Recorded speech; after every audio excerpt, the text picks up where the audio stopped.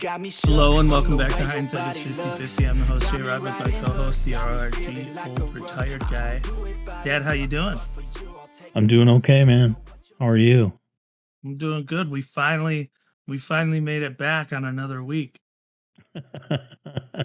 We're on a roll. Yeah, we're streaking.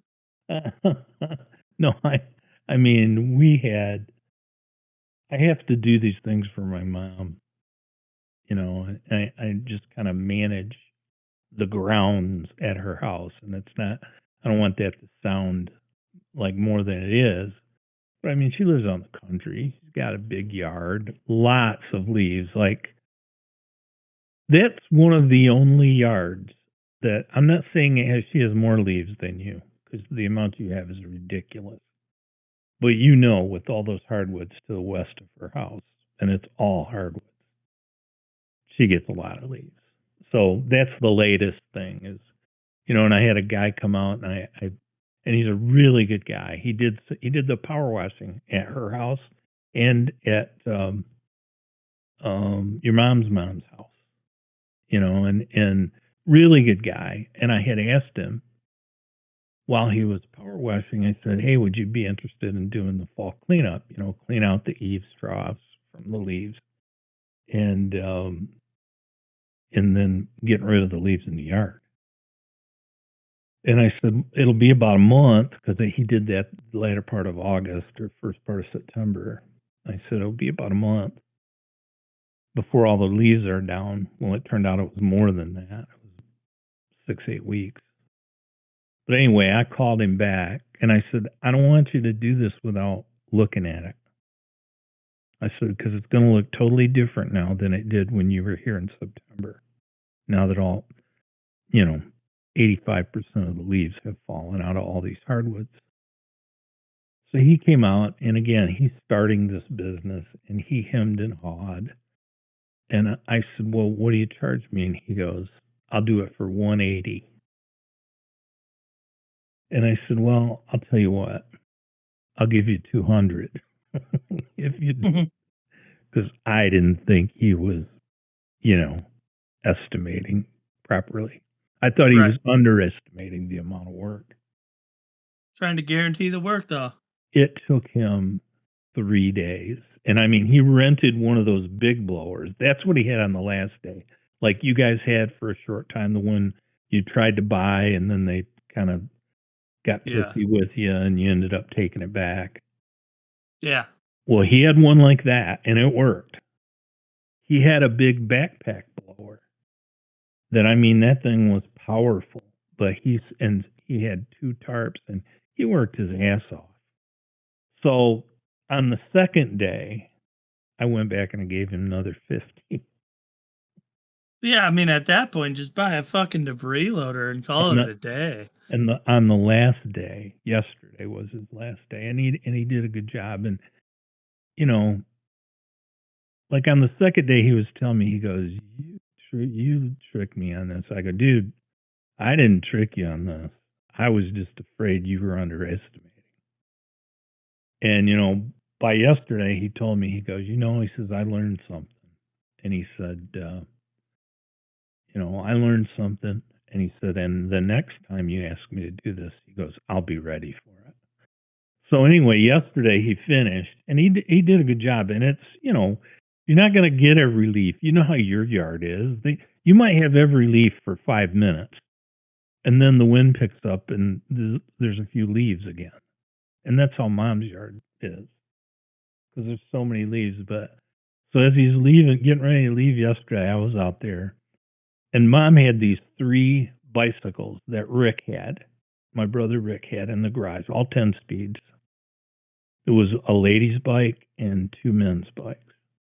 And they're old. One of them's a Schwinn. I mean, I think they all need tires because the tires are weather checked, but they're worth something. And I said to him, I go, "Hey, you want these 3 bikes? Because we were going to give them away anyway." I said, "Can you get something out of them?" He goes, "Oh, yeah." And I gave them to him. So I tried my best to be fair, but it's I one of mean, those I feel things. like he made out like a bandit. I'm not gonna lie. Like I get it. It's physical labor, but we're talking about leaves and sticks.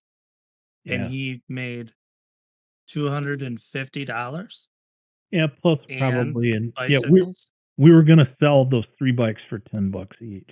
But I think if you told anyone, regardless of the size of the yard, you can make $250 per yard, they'd be like, "Deal."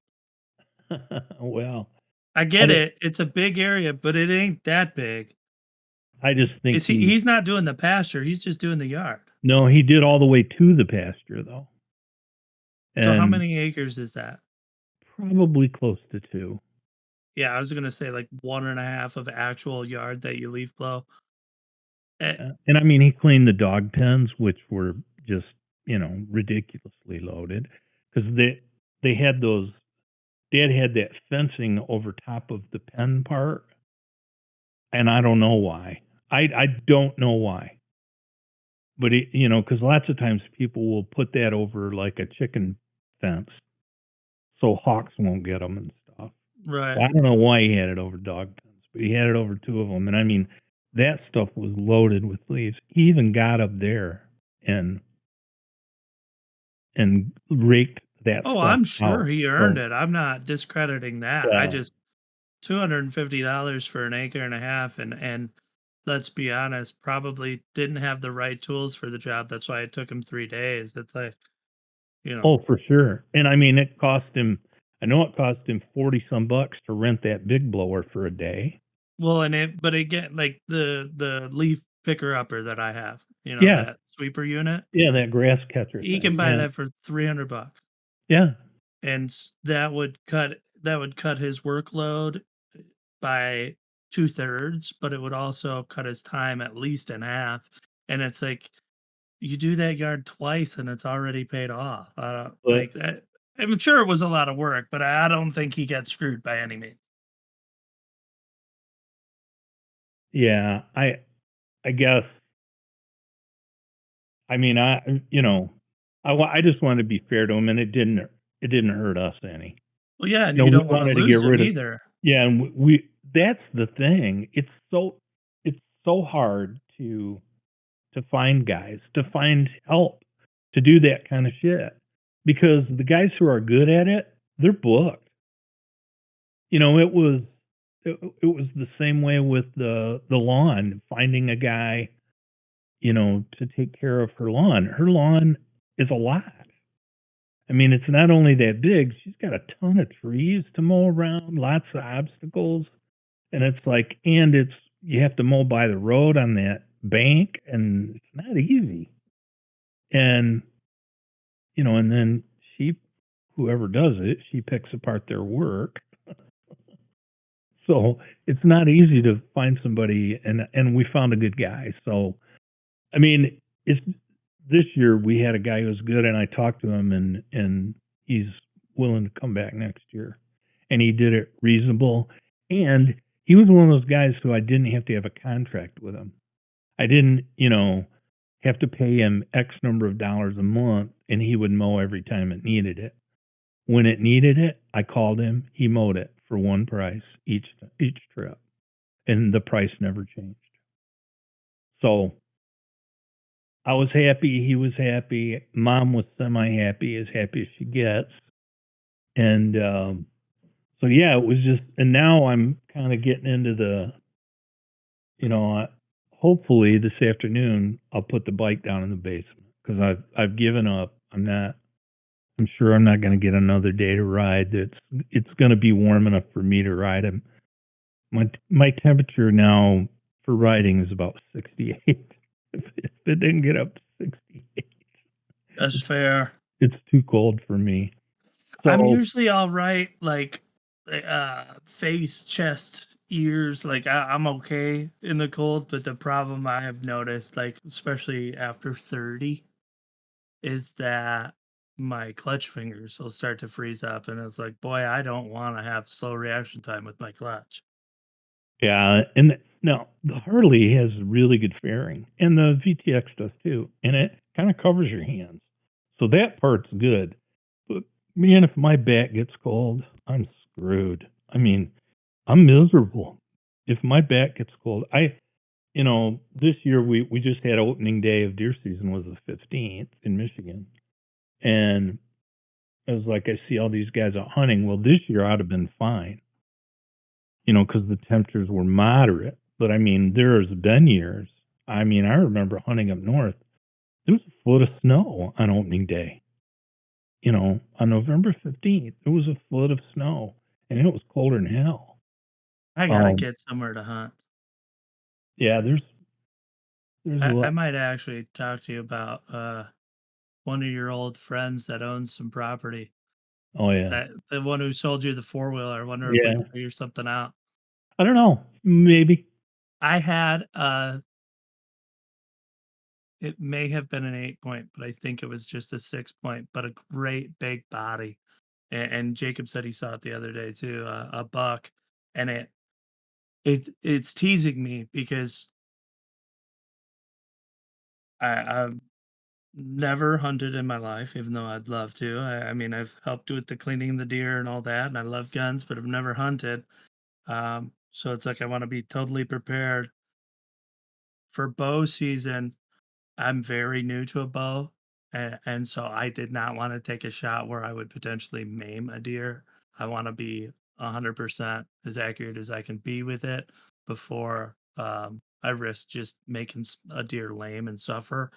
Um, so because of my proximity to the road, I can't use a firearm, and I would have to use my bow, and I would have to be, going a certain way, like in our yard to actually shoot at the deer. And then hopefully, if the deer runs off property, yeah, the neighbors are cool about it. But I haven't taken a shot, and it's like this buck is taunting me because I mean he's massive. His rack's not super impressive, but it's clean, and his body is massive. And he will walk up my driveway, like to the house, and stand broadside in front of me while I'm outside. They know The they other have a day, way I with pulled them. up in a car and got out, and I go, "Hey, deer," and he was like 10 feet away from me with all of his little honeys over there, and none of them are moving. They're just eating, and Hmm. I'm like, "You son of a bitch!" I just but even No, even at that cool. close, it's like with my bow, I just haven't like I got it this past year, and then I've had a few issues with my neck, and I haven't been able to practice with it, and so I'm not as consistent as I want to be to take that shot because it's like I don't No, want I to hit get it. I bone and all I that. went through the I went through the same thing with a bow. I get it. And I'm I not a crossbow guy. I know people love crossbows, and that's fine. I don't have anything against someone who uses one, but to me, a crossbow's borderline as advantageous as a firearm, and as easy to use. So the whole point of bow for me was to make it more of a skill challenge than a gun. yeah. Once deer season started, and in fact, even once bow season started, we quit seeing a lot of deer. I mean, we went from seeing 20 to 30 deer in the evening and in the morning sometimes to seeing 8 or 10 for the first couple weeks of bow season. And then once gun season starts, we've been seeing 3. There's a mother and 2 yearlings that are with her. And those are the only 3 deer we see, other than the occasional panicked deer running through the yard. Obviously, they've been shot at and, running through the I'd be property. panicked too. Well, sure, I don't blame them. But, it's all these things that are associated with fall. Like I said, I got to put stuff away and, for the winter. And it's just, I don't know. It's going to be a haul. It's going to just be a long time before it gets nice. And I don't I don't think I'll ever move like to a warm place. I don't think I'll ever do that where it's warm all the time. But the older I get, the less I like winter. That's for sure. It's just Yeah, I mean, I don't think I'll move either, but that if I were to move, a motorcycle and warmer winters would be the primary reason. oh yeah, yeah. It'd be awesome. It'd be awesome. But we're in what 10 games in, 10 weeks into the college football season, and this 12-team playoff is gonna get nuts. It already is. I And mean, and you had mentioned something in your notes about Oregon not being as good as some might think. I yeah. don't think anybody is. I have not seen a team that can't be had. I No, haven't watched a team that can't be had. I was pissed off about Brigham Young because they were unbeaten going into last week, and they played 3-6 Kansas at home and lost. And a lot of people, a lot of the pundits predicted that, and that made me happy because of all teams, Brigham Young doesn't deserve to be unbeaten, and I'm not even sure they belong in the 12-team playoff. Although the way it stands, they probably will be because right now they only have one loss, and it's doubtful they'll have another. But I'm with you. Oregon almost got beat at Wisconsin. Wisconsin fired their OC the next day. You know, Wisconsin had them on the ropes. Now, and the Ohio State game they won by one, and it was a questionable decision by the OSU, the Buckeye quarterback at the end of the game, a slide and time ran out and all that stuff. So I'm with you, and these teams get hot. Like Ole Miss is hot right now. Ole Miss, I believe, has lost twice, and you had in your notes the SEC is tearing itself apart. It is. So is the Big Ten. well, that's why I think we're in a unique spot, and we kind of touched on it, I believe, last time we talked about it, college football. It Because of the NIL deals, players are all over, and the recruiting isn't as one-sided as it used to be. And so I think people are going to be looking at the season, with a very distant view. If you're up close and personal, I think you get it. But on a distant view, they're like, this is great for college football. Look at everyone's got one or two losses, all the major teams. And, so now everything's more balanced. We're not just going to have a perennial championship contender. It's one or two teams every time. This is good. We're expanding the playoffs. So everybody's got a chance to be in there. And it's like, yeah, that's great in theory, like communism's great in theory. But it's not great in practice because what's going to happen is unless you get the miracle Cinderella team, these teams and I mean, the Big Ten has been tearing itself apart, but the SEC, Oh, that it's is some ridiculous. freakish football. They call it cannibalism, and it And is. they are, yeah. And it's like, what's going to happen is you're going to get two or three SEC teams in this playoff, and they're going to play someone who's undefeated or got one loss that shouldn't be there, and they're going to get fucking rocked. I mean, it's going to make the entire competitive scene of having 12 teams pointless if a lot of these teams that shouldn't be there now are, and you're kicking out better teams because, well, they had 3 losses, but they also played 6 top 25 teams this year. Well, And it's like, the other that's thing that tough. I heard, and this made total sense to me, and I heard a guy say it, I don't know, a month ago, and it might have even been Saban say it on game day. The conference championship games, if this playoff continues in this format, You got to opt out. yeah, and with these super conferences like the Big Ten and the SEC,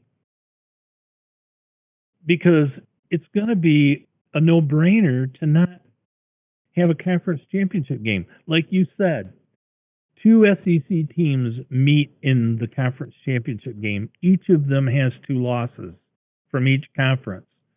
Say it's Georgia playing Alabama, and I'm just throwing names out there.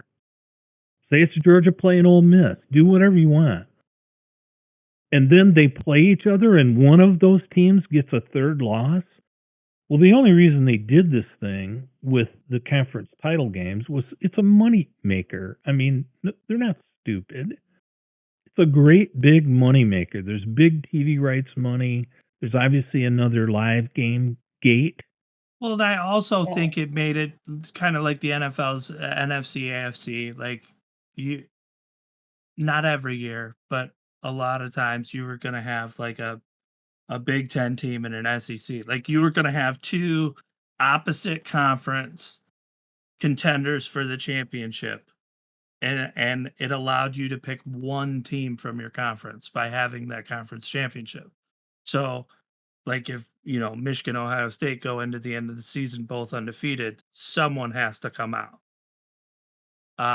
And I know they play each other, but again, if with the conference championship, it's like in the sides of the bracket changing of the conference, it's like you would have another team in that place. So for me, you mentioned Ole Miss, Alabama, and Georgia, Yeah, and it's like, let's say all three teams have two losses, but Georgia and Alabama have the head-to-head on Ole Miss, and so Georgia, Alabama play for the SEC championship.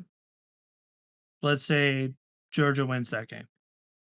So if two teams from the SEC goes, now Ole Miss is going to jump Alabama because Alabama would have three losses, Ole Miss would only have two. there could conceivably be 4 or 5 SEC teams in a 12-team playoff if the playoffs started today. Right. There I'm there just could saying be like 4 or getting 5. kicked out from the conference championship. Like Oh, you yeah. like if Alabama beats Ole Miss head to head and so does Georgia, and then Alabama Georgia play and Georgia were to win because Ole Miss only has two losses and Alabama now has three at that point. Ole Miss would jump into their slot in the playoff. Yeah. It No, totally makes conference championships against you. they're going to have to do away with it if this format continues, let alone if it expands to 16. Because there's talk of that. But even at 12, they're going to have to, with these huge conferences and no divisions, you're going to have to eliminate conference title games.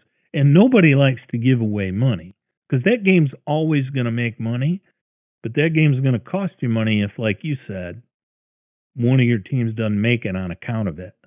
And otherwise, like again, if it started today, Alabama, Georgia, and Ole Miss would likely all be in. But if those two of those teams got to play in a conference title game, then one of them might likely be out. And they don't. The SEC doesn't want that. What conference would? I mean, the Big Ten's the same way. We're not as good. We're not as deep as the SEC. I don't think. I don't But think our best especially is this as good as year, their best. I think that's fair. I wouldn't fight you on that even a little bit. I mean, the But top 2, if not top 3 teams in the country are in the SEC. well, I don't know. We'll Because see. if they weren't cannibalizing, they wouldn't have losses on their record. They're not losing to other teams, they're losing to each other. Well, Ohio State lost to Oregon, and Oregon's in their league. Oregon hadn't lost to anybody, but they could have lost 2 games easily. Indiana hadn't lost to anybody. Indiana plays Ohio State this weekend. That I have been. Indiana's kind of like the Lions to me, only worse. The Lions, number one, I'm not as close to Indiana college football as I am the Lions, but they've had Bill Mallory, who was an old Michigan guy for a few years. They've had some coaches come in there with limited success. Even Tom Allen had some success there, but nobody at Indiana could sustain it. Well, they bring in this guy from James Madison, and they just signed him to a 8 or a 10-year extension worth $8 million a year because he's like 10-0. It's unheard of for Indiana football to be this good. And it's we'll see. They play Ohio State this weekend, and even though Ohio State they're not a perfect team for sure. We'll see because I think they're pretty It just good. They got good skill players for sure. that yeah, and with like Indiana, and we've seen flashes before, not this good, but we've Right, seen flashes. right. But the problem is, and again, maybe this will take longer through NIL deals. Unfortunately, I don't think players are going to stick around anywhere with NIL deals, but they probably have some players now that they maybe wouldn't have had before. They still don't have the depth. And it's like to run through the playoff, even if they were to beat Ohio State, if they get matched up especially because they're probably going to get put through the meat grinder against Ohio State. And if they survive, then if you go to a playoff and you end up playing an SEC team, it's like good fucking luck, man, because you might have a really, really good 22 starters. Alabama's going to have 90 starters. Well, It's like somebody gets hurt, next man up, as to where somebody gets hurt on Indiana, and you're like, oh shit, can we do this anymore? he brought in, I mean, this guy, their coach, coached at James Madison, and they had just made the jump to the football championship for division what we used to call Division 1 to the big boy league.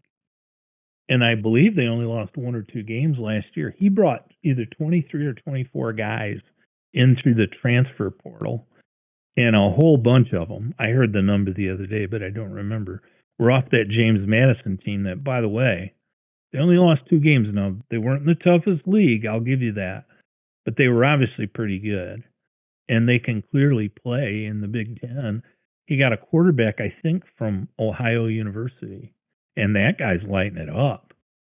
So again, I don't know if they'll do, and you could be right. I mean, the SEC is just tough.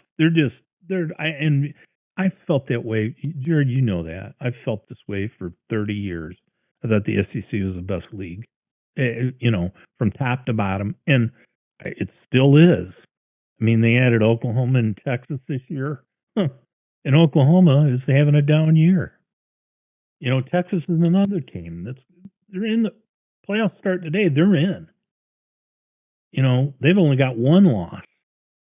I don't know how Georgia has lost twice, but each time they've lost, man, they've bounced back with a vengeance. I mean, Yeah, they're very like streaky yeah, or confidence driven to where it's like I would hate to have them not make the playoff because if they don't show up, they can be beat by anybody. I agree with you. But when they show up, they're the best team in the country. Oh shit!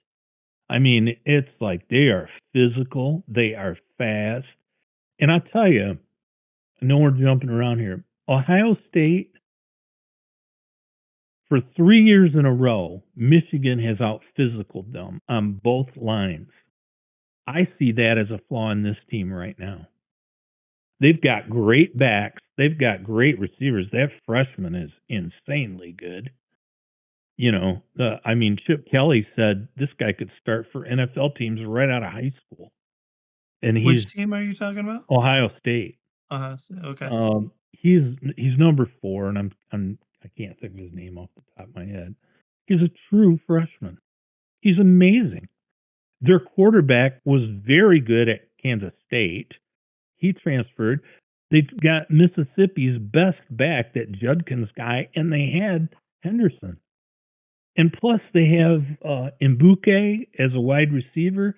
I mean, they've got talent, but I don't think their offensive line is very physical, and I don't think their defensive line is very physical. I think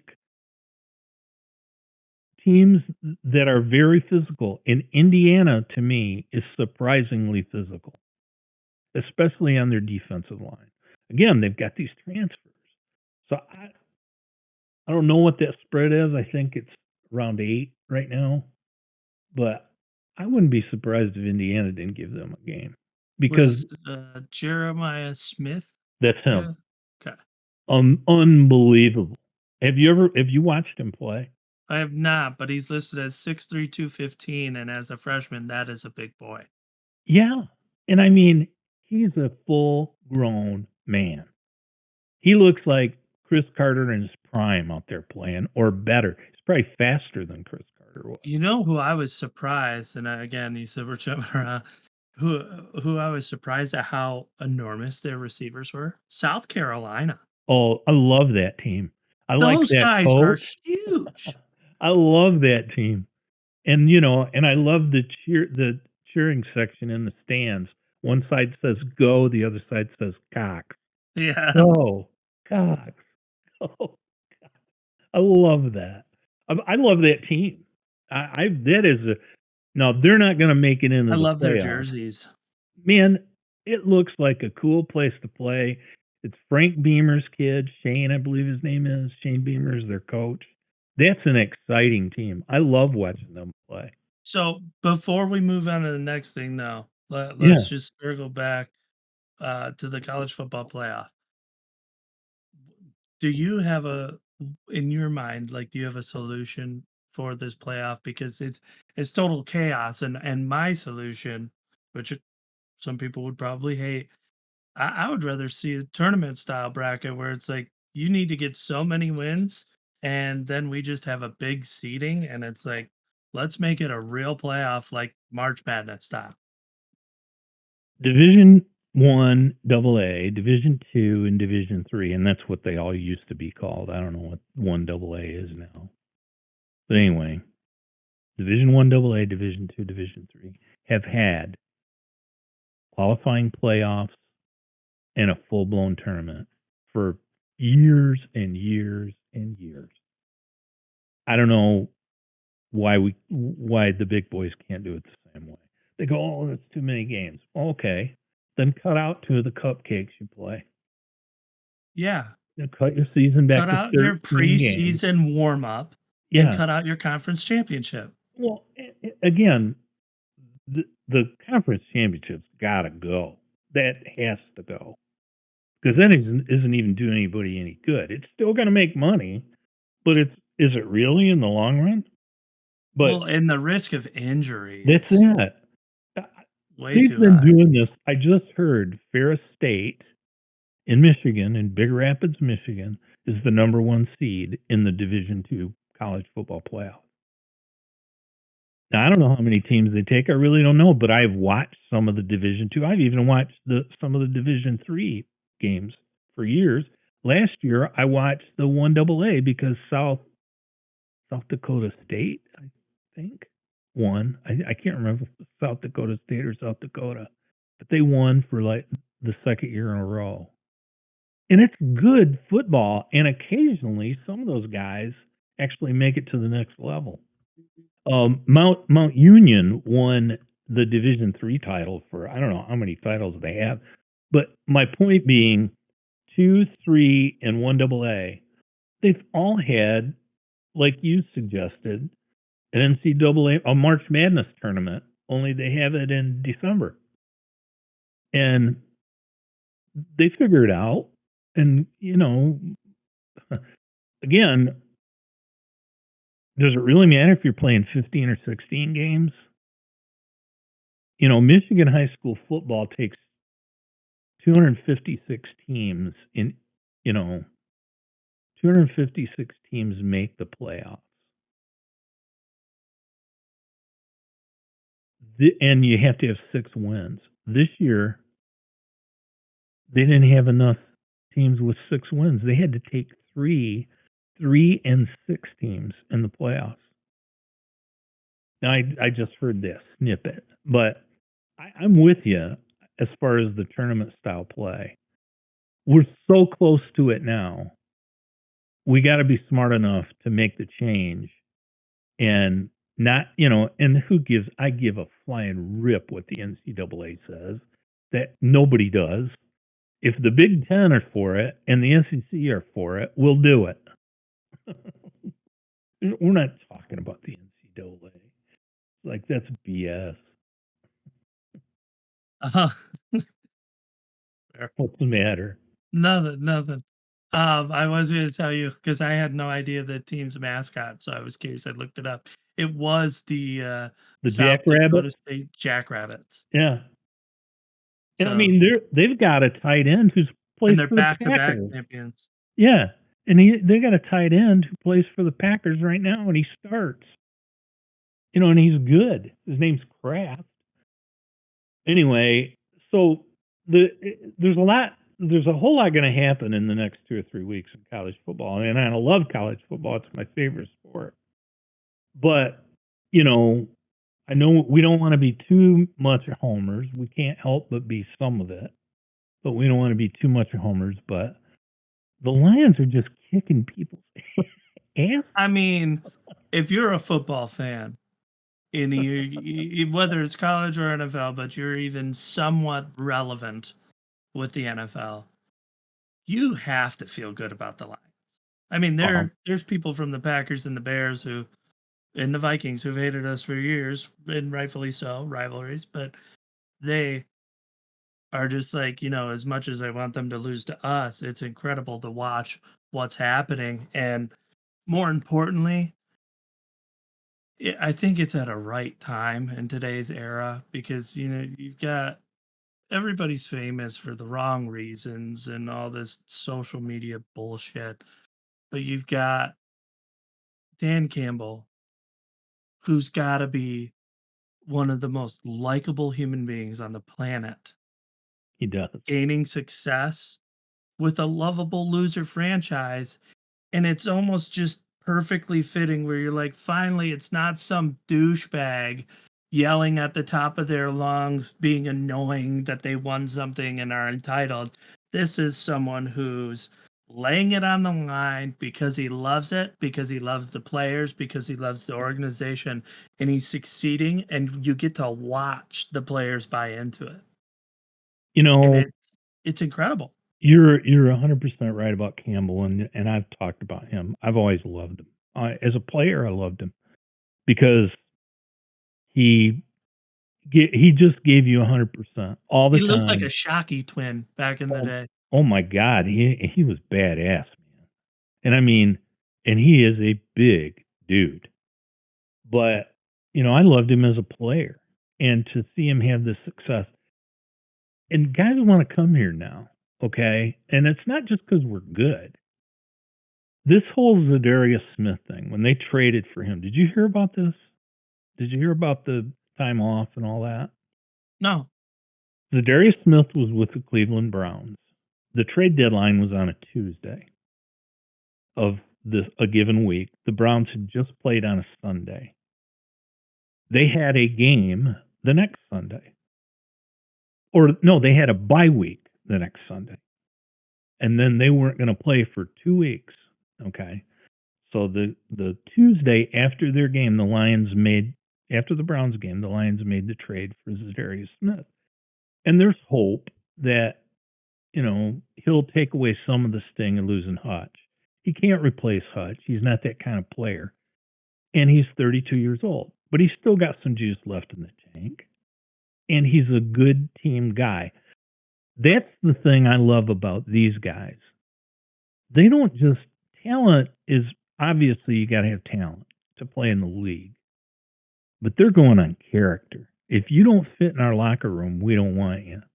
So they vetted this guy, okay? And they make this trade on Tuesday. Campbell, who's a former player, many of his coaches, Aaron Glenn and others, are former players. Mark Brunell's the quarterback coach. There's a lot of former players. Antoine Randall's the receivers coach. A lot of former players are coaches on Campbell's team.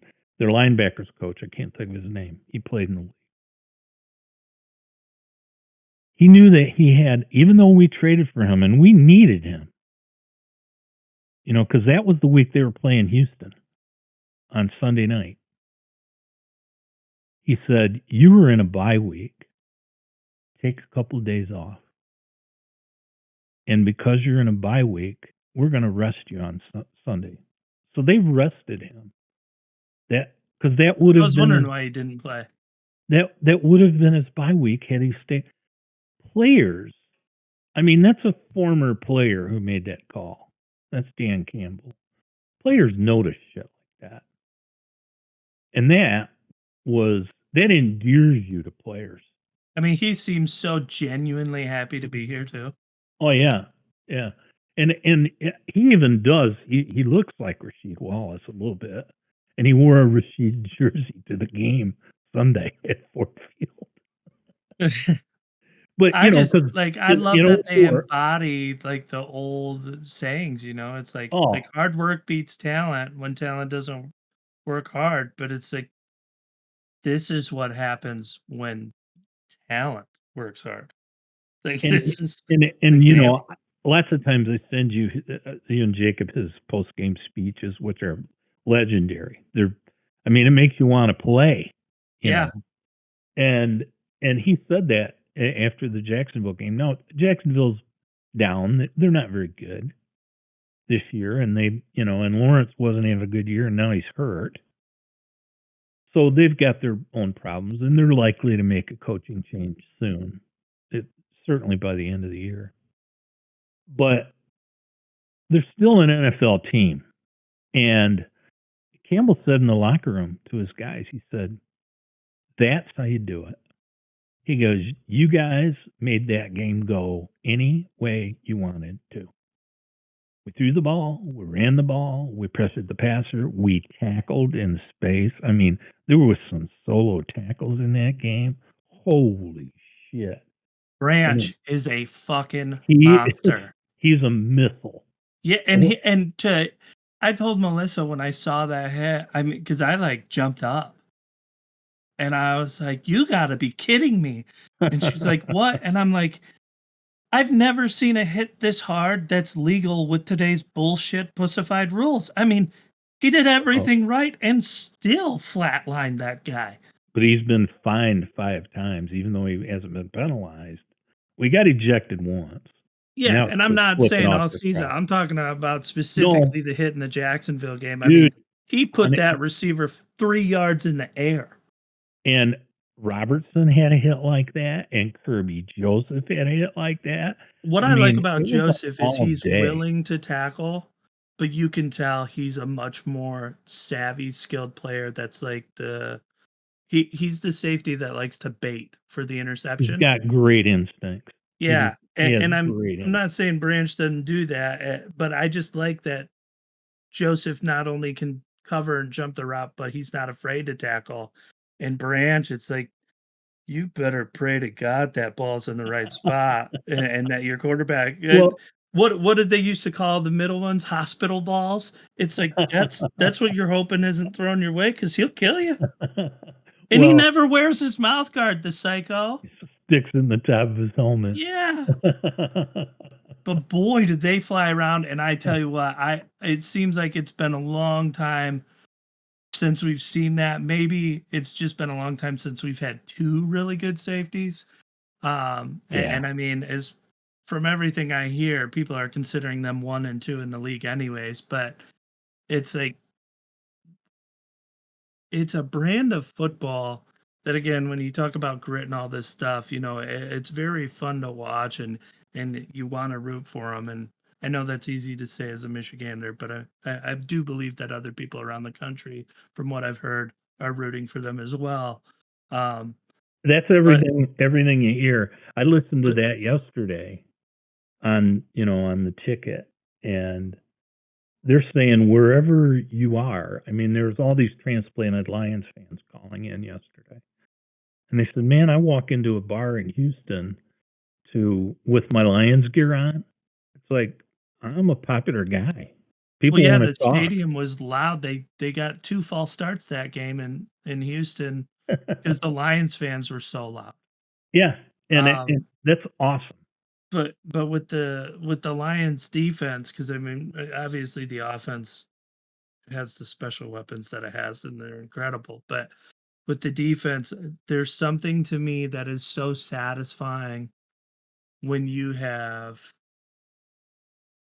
great instincts, free flowing safeties.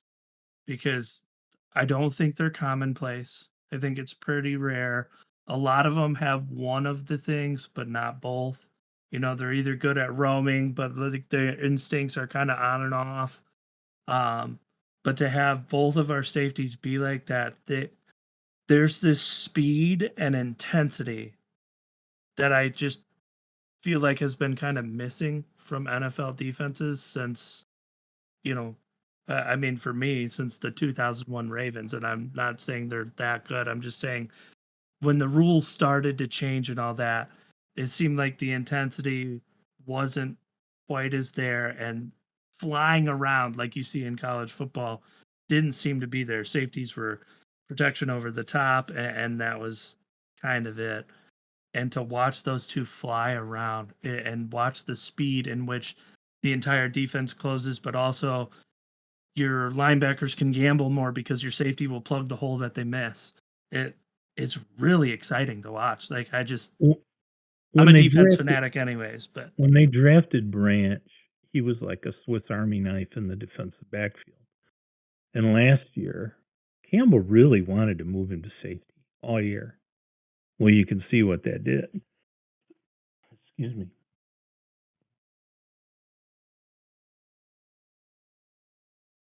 you all right? Yeah. Yeah, I just had a cough, a tickle. But yeah, he really wanted to move him to safety. And you know, because our secondary was the way it was, and it wasn't very good,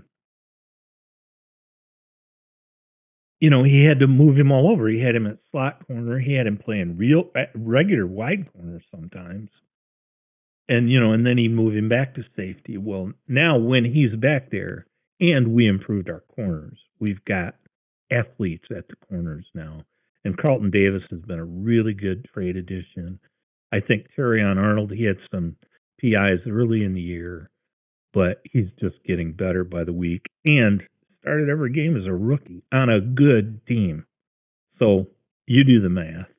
They must think a little bit of him, you know, because again, and Brian Branch is in his second year. Kirby Joseph is in his third, you know, so it's fun to watch. And, you know, you had in your notes, I mean, when Gibbs gets the ball, it's just electric. I mean, that guy, you know, they were saying, I heard him say last night that this Turpin guy for the Cowboys now has been clocked as the fastest player in the NFL this year in a play. I challenge that. Yeah. I mean he I caught challenge a that. swing pass in Yeah. that game, and you watched him just start passing everyone. And it was like it looked like he was sped up. Yeah. And It someone dove and clipped his heel, and he didn't score. But I mean, when he gets going, there's two things. His acceleration, I really don't remember seeing that. Um, like in another athlete, the only stop and start that I remember seeing that quick and was Reggie Bush when he was at USC. And I don't even think he's in the same speed class. I just mean from 0 to 60. Reggie Bush was very quick to stop and then go. And oh yeah. and Gibbs is the same way to me, but he doesn't have that like governor on him where a lot of the really quick guys, it's like, okay, we've redlined, we've throttled out, and this is top speed. It's like the more room he has, the faster. It's like he just keeps picking up speed as he's going. And then he'll get tackled 30 yards or 40 yards downfield, and he gets up and he's not out of breath. Oh, I know. And you're like, what is going on with this freaking? And I don't want to, baby face is not the right term, but he's got like such a soft face. Like he's just chilling. He's just chilling. He's like, yep. So that was a 30-yarder, no big deal. Well, And one I of the love it. announcers said that what brought up just what you mentioned. He had a 54-yard play, I believe. It was on that swing pass, and he stayed in and carried the ball on the next play. And one of the announcers said, "Well, does it?" Because on the sideline they pointed to Montgomery, and he was like tapping his head, looking at Gibbs, tapping his head, like, "Do you need to come out?" And the announcer said, "Well, they don't sub by the play, they sub by the series." So Gibbs wanted to get his carries, and I Which love is that. good because Yeah, you I love that.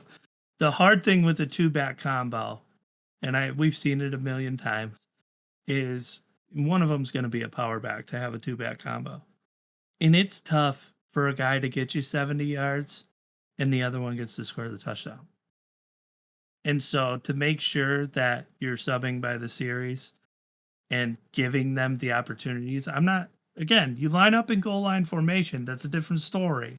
But it's like if we're at the 10 or 15, Gibbs should be able to stay in there and get his numbers because that's how you keep both of them happy. And although they don't have egos, I think it would chew away at any of us over time if you worked it all the way down the field and the other guy got the parade in the end zone. And So Montgomery is amazing. I that mean, dude that runs guy, so hard. he does. And I love that you can tell he, like, there must be a side conversation where he's like, I don't care if your shoulder pads or helmet hits me in the back, push the pile. Cause it's Right. like Sewell will fly up in there like he's trying to paralyze him. And it's like Montgomery doesn't care. He gets up and like high five Sewell. He's like, fuck yeah, we got 3 more yards. Let's do this. And it's incredible. Like Well, he does not. It's funny to me because like you see power backs and at times they fade, but they always seem to make their way back.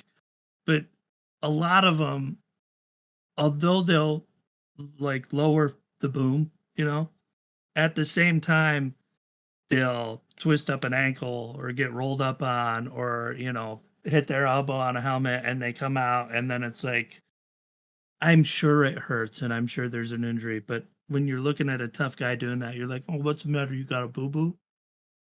And Montgomery goes in there and you're like, how is this guy not broken? And he just keeps getting up smiling. And I'm like, this is fantastic. it I'd is. do this all day. It is. And Campbell was talking about him, and I don't know if I heard it right. I thought he called him Pocket, but maybe he called him Monty. I don't know. Monty would make more sense. They've been calling him Monty a lot, but But I he do know that said, their nickname is Sonic and Knuckles. yeah. But he said, and this was like a month ago, about Monty. He said, when it's game time, he goes and he gets in his zone. I don't even talk to him because he's like so focused in on what he's going to do. Yeah. It And like it's fun to the watch. Man. intensity, like it It's fun to I watch. imagine he's one of those players that like it kind of reminds me of like a horse. When there's like a really intense horse, it's like all you can hear is their breathing. And Yeah. it's not like they're out of shape. It's just very direct breathing. He looks like he's in that zone when he's on the field where it's like, is it Field of Dreams, like clear the mechanism type thing? It's like he looks like he can't hear anything and he can just only hear his own breathing. Like there's just an intensity and it never seems to waver. Yeah. I don't know.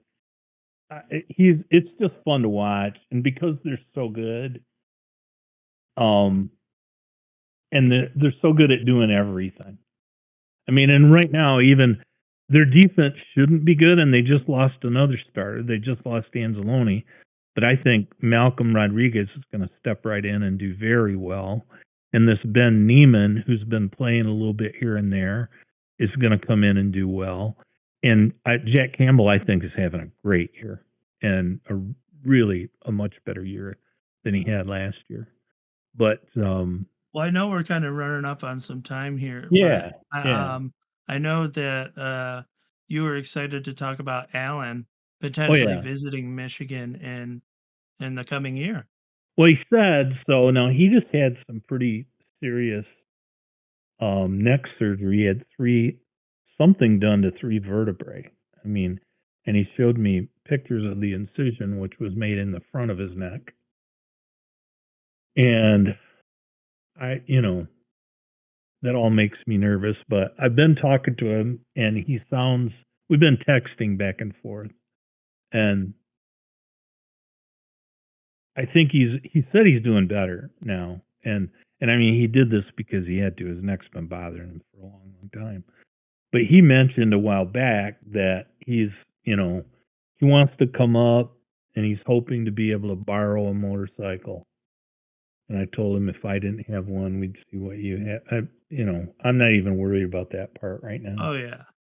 but and he just wants to ride around. Maybe not have a huge trip or anything, but just ride. Maybe we'll go someplace and stay overnight or something, but nothing too elaborate. But yeah, he just so hopefully that's going to happen, and I think he's thinking June or July, which would be great. Um, and it's always fun, and I know he wants to see all you boys, and it'd be great if we could all ride some, but we'll see how it goes. I'm sure we can work something out one way or another. I mean, I'll probably still have my VTX by then. I'm not planning on selling it. And either he or Jacob could ride that. He's got a, you know, we'll talk about the logistics of it. Um, and I know Joe would like to go with us too, but we'll see what happens. We'll figure that out. You can rent bikes up here too, so Oh yeah, yeah, I'm and not. I'm sure it'll be a fun trip. It sounds exciting, to be honest. I mean, like, Yeah. there's always that's one thing you can count on. There's always a good story when Alan comes around. Well, yeah, and we weren't gonna we were gonna mention this, but you sent me the TikTok thing on James Houston pooping his pants against the Texans, I mean, and that is so funny. now and again, he says it's Gatorade, and I will admit that the color does look similar, but But to that sit the on it only in placement, that yeah, spot, the placement of that stain is pretty damned exact, and it you seems know. like he got ousted by St. Brown. Yeah, 'Cause St. Brown's, like, on a podcast with his buddy, and he's like, yeah. Debo or whoever comes up to me and he's like, "Yo, James is going viral." And I'm like, "What?" And he goes, "He shit his pants." And he's like, "No." And then it's hard to hear the audio at the end of the clip, but I think he goes, and James goes, "Yeah, I shit on him." And so that clip to me is like, you tried to cover it with Gatorade, but your teammate, who's like, "I'm sorry it had to be you," just ousted the fact that you pooped your pants. And then as you and I talked before the recording started, the Kelsey brothers mentioned it, and they even say it's like we all know what that is, and who can blame you because it's like the bowels are undefeated. They're always going to be. It's got to go somewhere, and you That's got true. hit, and unfortunately, you were in white pants. That's the sad part. And again, so, we in high school, you guys in high school wore burgundy pants all the time, right? Yeah. Well, we in high school wore white pants all the No time. bueno. We had white away jerseys and home navy jerseys, but we wore white pants with a blue stripe. And Alan had an accident before a game. You couldn't see it, but he had to, like, Muddy the cheeks. I Yeah, those think are he had to go rough. take care of. Well, it Uh, happens. I mean, and it's like Kelsey, like Travis Kelsey said when he was talking about it. He goes, "You're out there, you're exerting yourself, man. You're giving And it then all." somebody Yeah. hits you, Well, and it's like, yeah. you didn't have a choice.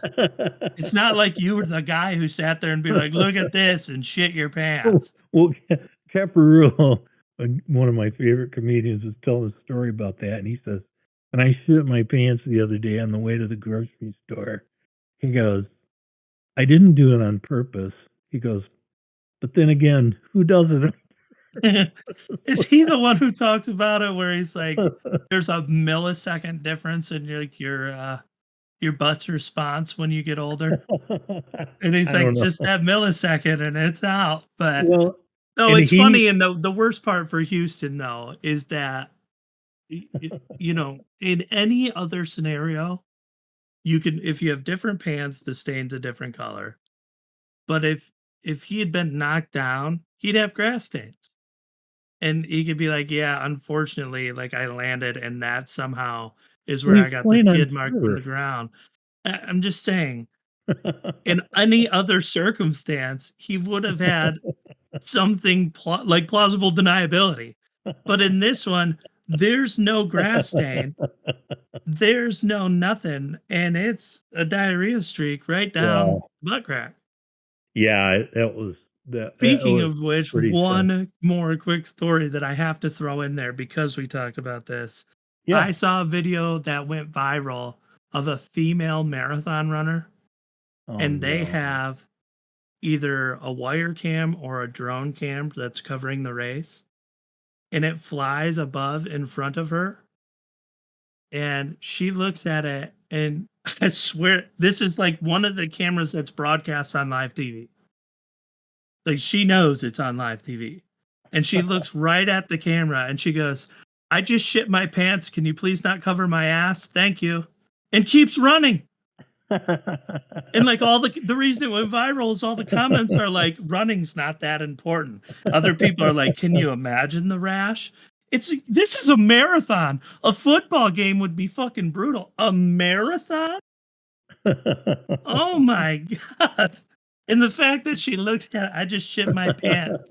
Can you please not cover my ass?" I mean, I was crying laughing. It's like, Well, you would. yeah, I mean, she like, to give her credit, she handled it with as much composure as you can and was not like shut down or mortified. And clearly the competitor in her continued to go. But it's like, whoo, you got a different kind of willpower. If I'm jogging anywhere and I shit my pants, I stop jogging right now. I mean, I don't care if I'm Okay. jogging to the bathroom. We've had It's enough. like, it's We've had over, you enough know? shit. I'm just saying. It's like, if I'm jogging to the bathroom and I start going in my pants, I stop running. It's like, it's all right. I'm already defeated. That's funny. That's Anyways, funny. that kind of wraps it up for me. Is there anything else you wanted to touch on? No, we're good, and I know that there's something we'll talk about in our next episode. I have a feeling. Sounds good. Something on the list that we didn't get to, but we will. Alrighty, well, on that note, to all of our listeners out there, we appreciate you sticking with us, and we hope you're enjoying the content. If you have any questions or insights on things you think we could do better, please let us know. Share that with us, and be safe, be smart, make good choices. Peace out. Love you, Dad. Love you too. Bye bye. Bye.